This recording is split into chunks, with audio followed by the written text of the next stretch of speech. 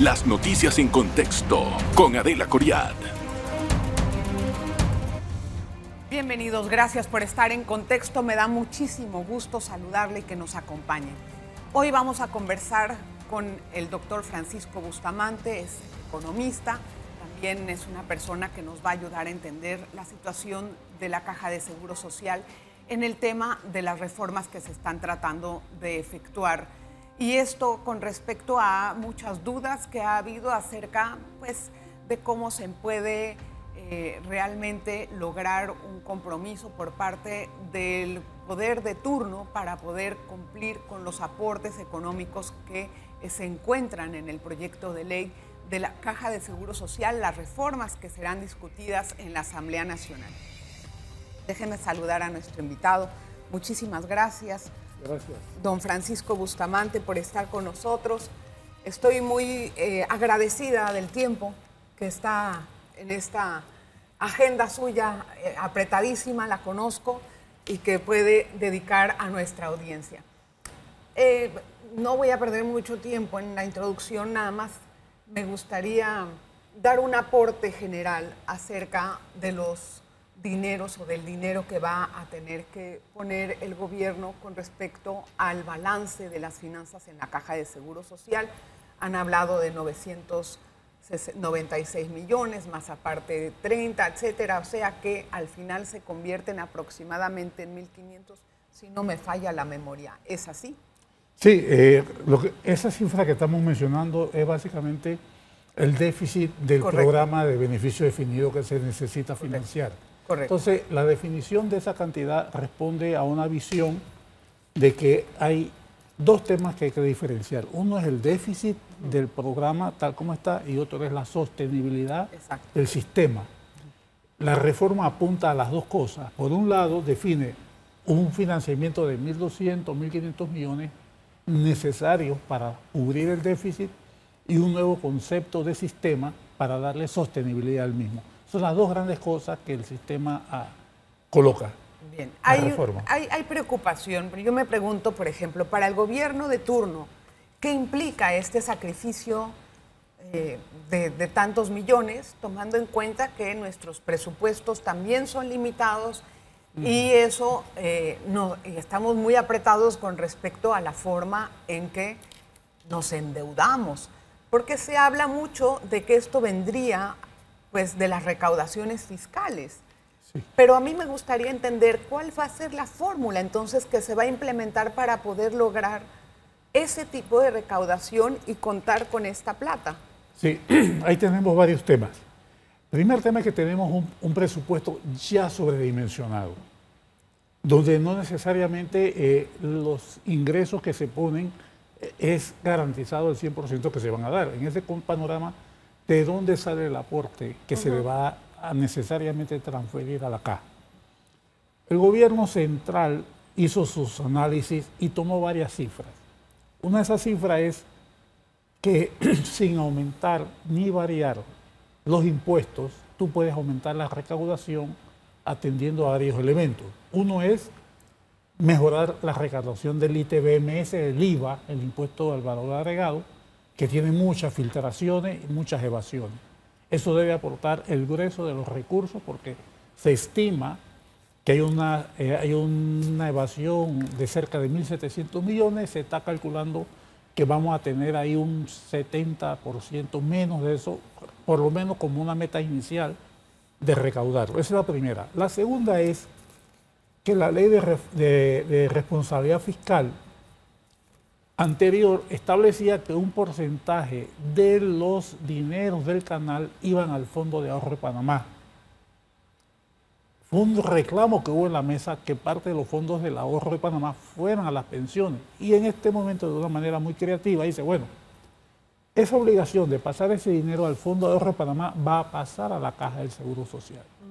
Entonces ese es otro gran componente. ¿Esos son 300 millones? Son 300 millones aproximadamente. Entonces ya eso te está dando una cifra importante. ¿Pero por cuánto tiempo entonces se va a dejar de aportar al Fondo de Ahorro? En esa cantidad.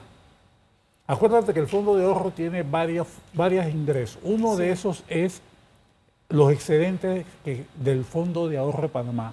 Y los otros son transferencias que haga el gobierno central u otras fuentes o los propios capitales que ellos tienen más los rendimientos. Entonces, esa parte, más los 966 como mínimo, van a fortalecer el flujo de caja para pagar las pensiones existentes. O sea, eso es permanente. Eso no es un disparo de una vez, eso es una obligación. Y lo importante es que aparece transparentada en la ley.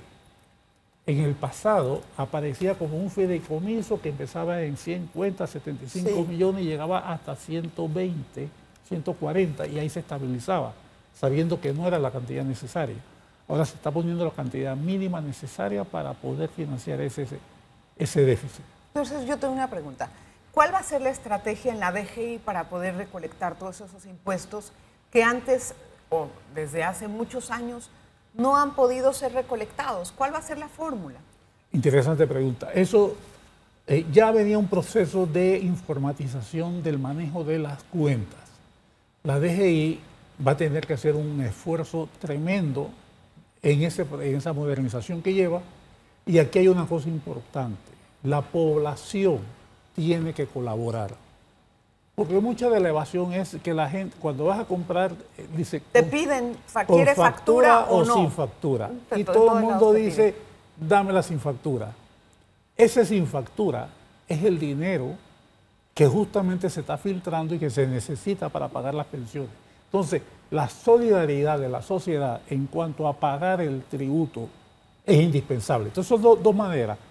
Que la DGI fortalezca su programa de mejoramiento informático y sistema y que la población colabore. Pero entonces ahí, yo no sé si eso está en su haber de conocimiento, pero ¿qué va a hacer la DGI para fortalecer el sistema? Porque eso implicaría que el 100% de las personas pidan la factura y que todo el dinero llegue a la DGI. O sea, yo me pregunto cómo va a ser ese momento.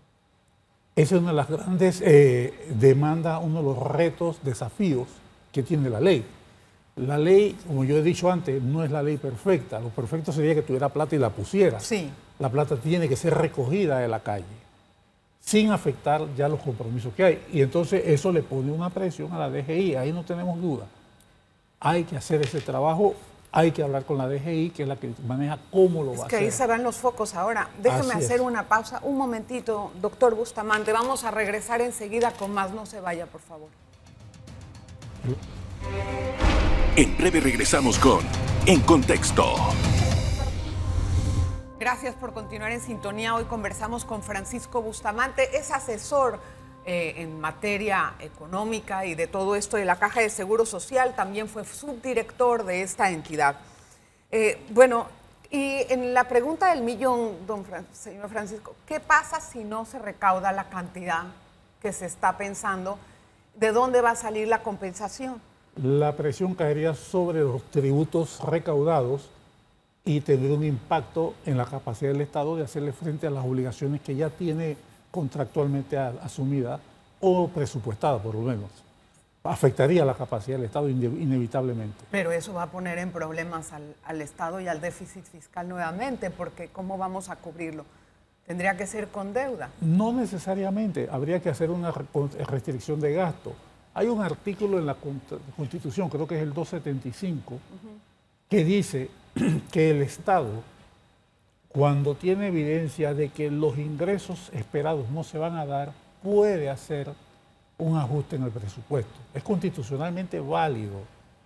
Entonces, si no se dan los ingresos esperados, no se da la recaudación de esta evasión en los términos y tiempos necesarios, el Estado inevitablemente se ve presionado a revisar el presupuesto y hacer los ajustes de ley que le permiten para mantener el déficit bajo control. Esa sería la actitud conservadora de gestionar los recursos del Estado. Lo que veo es que hay una presión inmensa por el aporte que va a tener que hacer el gobierno de turno.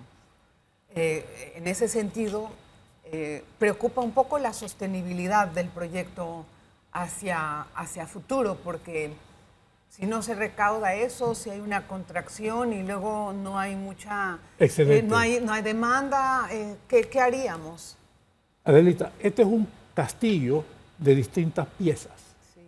Las piezas que complementan esta parte son las partes de la reforma del sistema, lo que le llamamos la sostenibilidad del sistema. Por eso en el diseño es inevitable que tú ajustes los ingresos del propio sistema. Esto implica las cuotas obrero-patronal, que se aumentaron para los patronos. Para los patronos en 3%, de 4.25 sube a 7.25. También la extensión del tiempo de permanencia en el puesto, la densidad de cuotas que pasa hasta los 65 años. No, se mantienen los 240 cuotas, pero sí, el tiempo en el sistema se extiende.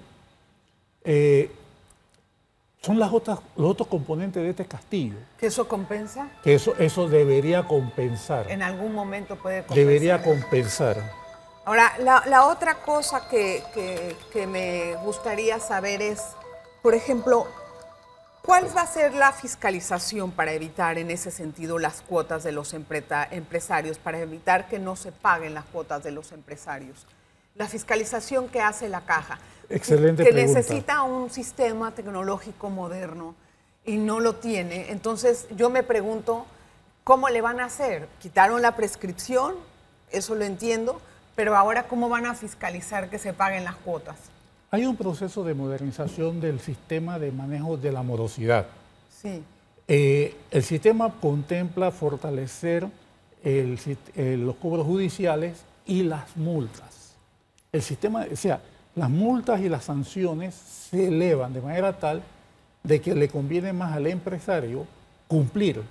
Sí, pero eso no me responde, porque la Caja debe de cambiar el sistema para poder monitorear eso, ¿no? Te estoy diciendo que hay un proceso de reforma sí, que fortalece los mecanismos de cobro, Okay. Tecnológicamente, y esto es una cosa que yo he venido diciendo toda la vida, tenemos que reforzar la capacidad informática. Ya se está haciendo. Hay la expectativa de que para el año 2025 tengamos ya esa reforma de comunicación de los sistemas que puede permitir que haya una data actualizada que permita tomar las decisiones oportunamente. No esperadas 3 años hasta que saque la Junta Técnica Actuarial. Te doy un ejemplo. Cuando nosotros estuvimos encargados en un tiempo, en un mes se hizo un operativo de ir, como no había sistema, fuimos sí, de puerta en puerta tocando. En ese mes subimos $20 millones de la recaudación, solo en ese mes. Porque las deficiencias tecnológicas de la institución permiten la evasión, muchas fugas. Sí. Por eso es importante. Otro elemento de vinculación que también nosotros recomendamos y espero que lo podamos terminar, sí, es que en el momento que se emite el aviso de operación, automáticamente se emita el registro patronal. Ahí tú inmediatamente sabes qué empresas están formalizadas y tú puedes inmediatamente verificar si están inscritos o no los trabajadores. Y definitivamente, condición necesaria es que el sistema pueda manejar a la fecha quién no está pagando sus cuotas. Ahora no lo sabemos. No. Y entonces otra cosa que lo vamos a saber 6 meses después. No puede ser. No, bueno, cuando ya la empresa tal vez se disolvió. Exactamente. Ahora, otra cosa que vi que se estaba permitiendo son los pagos en especie y me llamó la atención que se continúe con esta política porque en algún momento dado se había criticado que la Caja pueda permitir otra vez los pagos en especie. Bien, eso es una excepcionalidad en la ley. Eso no es que se permite. En casos excepcionales de cobro, tú puedes aceptar que te paguen con un terreno. Que te paguen con un terreno. Pero eso no es que yo llego y pago. No. En caso cuando tú lo necesitas, por ejemplo, un pago que... O sea, con una infraestructura, no sé. Exactamente. Eso nos sucedió. Nosotros teníamos un problema en el momento que yo estaba. Necesitábamos espacio para bodega y resulta que un deudor tenía bodegas justo cerca de donde estaban las nuestras. Entonces las ofreció, se tasaron y eso valía vez y medio la deuda. En esas condiciones se aceptó. Pero no es que es un mecanismo de pago y tiene que ser aprobado por junta directiva. Sí, lo vi, aunque tiene sus barreras, aún me llamó la atención. Pero es excepcional, esa no es una forma rutinaria de cobro. Doctor, hay mucha preocupación por quién va a manejar las pensiones. Y se da facultad al director para poder contratar a una firma previa autorización de la junta directiva para que maneje las pensiones. Esto ha causado un poco de roñas en algunos sectores que piensan que va a ser una de las formas en que pueden correr riesgo las pensiones. A mí me gustaría que me explique por qué se le da en el proyecto de ley la facultad al director, pareciera como que bastante extensa para que haga esto. Explíqueme. Mire, muy buena, gracias por la pregunta. Mira, en la mesa de diálogo, en la mesa de trabajo, reiterativamente, tanto los organismos sindicales como magisteriales, como de salud, todos exigían que las reservas de la caja fueran invertidas como el SIACAP y como el PRA. Sí, esa era la onda. Que no era imposible que la Junta, que los fondos de la reserva del Seguro Social tenían menos de 4% de rendimiento y los otros tenían 6, 6,5%, que había que llegar allá. Bueno, lo que se está haciendo es exactamente eso, Adelita. ¿Por qué? Porque la normativa del SIACAP y del PRA les permite hacer lo que estamos poniendo en la ley. Es una respuesta a una presión, a una demanda de los que estaban en la mesa. ¿Qué sucede? ¿Cómo funciona el SIACAP y el PRA? Ellos colocan los fondos, en el caso del SIACAP, a través de inversores privados. Y en el caso del PRA, invirtiendo directamente en títulos del mercado. Esta ley dice, ok, podemos contratar inversores que nos hagan el trabajo, puedo invertir en títulos, pero la ley dice a través de bolsa. ¿Por qué? Porque así hago más transparente y evito la discrecionalidad. Y además se constituyen dos elementos, la comisión de análisis y la comisión de inversiones, de análisis de riesgo de inversiones, que son expertos que van a asesorar al director y a la junta directiva en cuáles son los instrumentos que se puede invertir. O sea, lo que estamos ofreciendo al país es una forma científica, profesional, de hacer lo que todos los que estaban en la mesa estaban pidiendo. No se está dando ninguna autorización libertaria o capitalista al director. Se está cumpliendo el mandato de la mesa. Yo voy a hacer la pausa y quiero ahondar un poquito sobre el tema, porque sí es de mucho debate público y que explique un poquito más quiénes serían esas personas que van a hacer esa inversión o a través de qué organizaciones o a través de qué sistema más bien se van a hacer. Una pausa, regresamos enseguida. En breve regresamos con En Contexto. Gracias por continuar en sintonía. Doctor, hablábamos acerca de la facultad que tiene el director para poder manejar las inversiones de la caja. Este tipo de leyes debe de verse a lo largo de los años. Va a haber varios directores y lo que queremos los ciudadanos es que nuestras pensiones estén bien resguardadas. Entonces sí se le da la facultad de manejar las inversiones, pero yo quiero entender un poco por qué se le da esa autoridad al director, que ya me lo ha explicado, pero además de eso, ¿cómo se van a manejar las inversiones? Es decir, ¿por qué no se hace una junta técnica de inversiones o se las dan al fondo de ahorro para que las maneje? No sé, que no haya la percepción de que puede haber un riesgo por el manejo de este dinero. Riesgo siempre va a haber, entendamos eso. La ley, cuando define los requerimientos para ser director y subdirector de la caja, pone como una condición necesaria. Puede ser un profesional de N especialidades, pero tiene que conocer del sistema de inversiones de fondos de pensiones. Tú vas a poner un profesional, un abogado que no sabe de esto, un trabajador social que no sabe de esto. Puede ser brillante en su rama, pero si no entiende esto, un médico otorrinolaringólogo lo puedes poner. Si él no entiende esto, mal puede tomar buenas decisiones. Si tú tienes una junta directiva que no entiende el tema, como nos pasó, le costó a la caja más de 100 millones de dólares de pérdida en unas transacciones que no las entendieron y por lo tanto no las aprobaron. Si tú tienes una junta directiva que no entiende el tema, entonces, tienes un problema. Entonces, la ley pone que el director y el subdirector tienen que tener esas competencias y la junta directiva también. Eso desde el punto de vista de la regulación. Vamos a los riesgos. Te decía, la UTEI no desaparece, la Unidad Técnica Especializada de Inversiones se mantiene. Se crean dos comisiones ad hoc especializadas, una en análisis de riesgo y en otra en análisis de inversiones.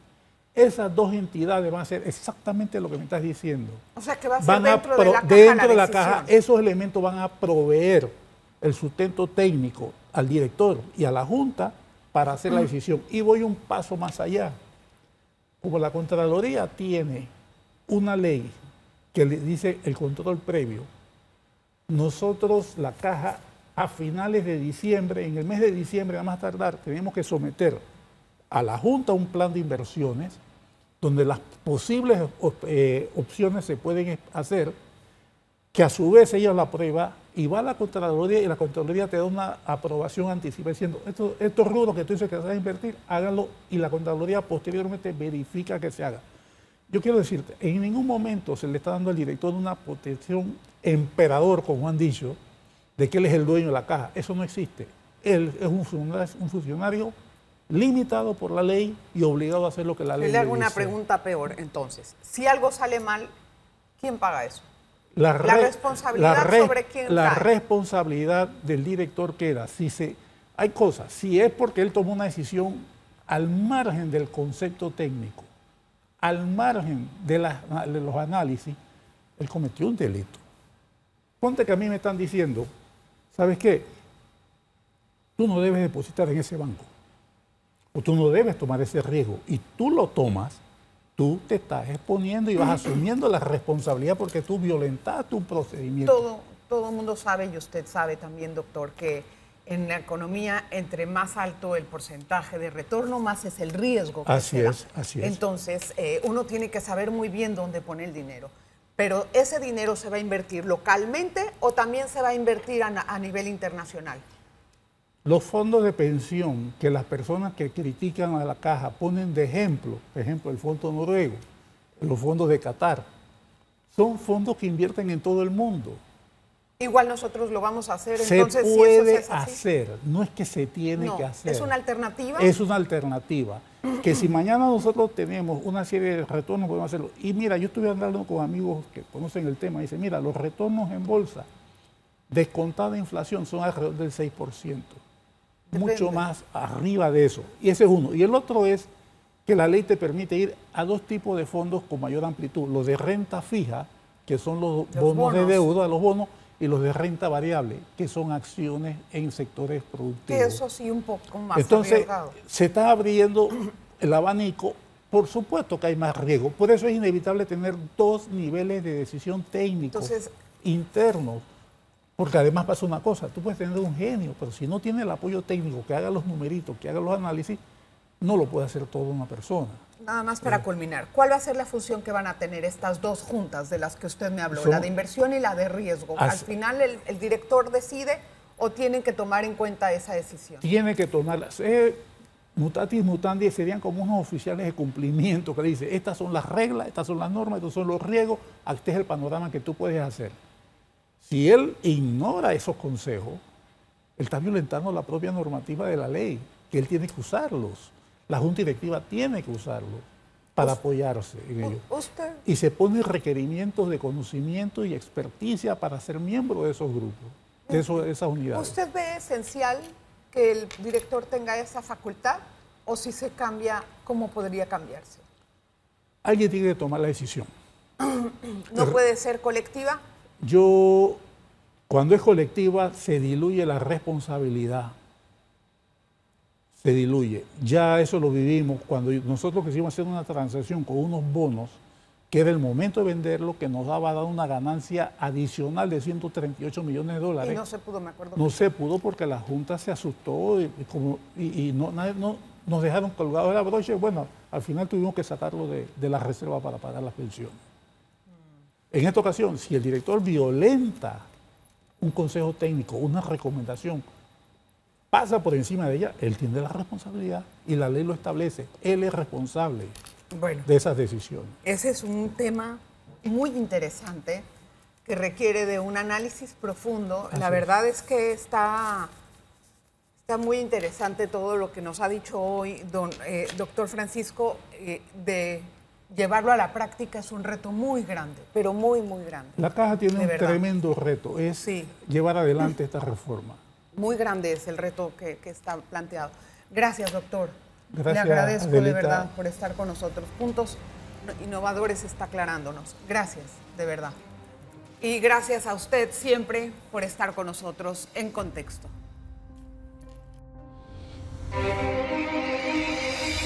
Las noticias en contexto con Adela Coriad.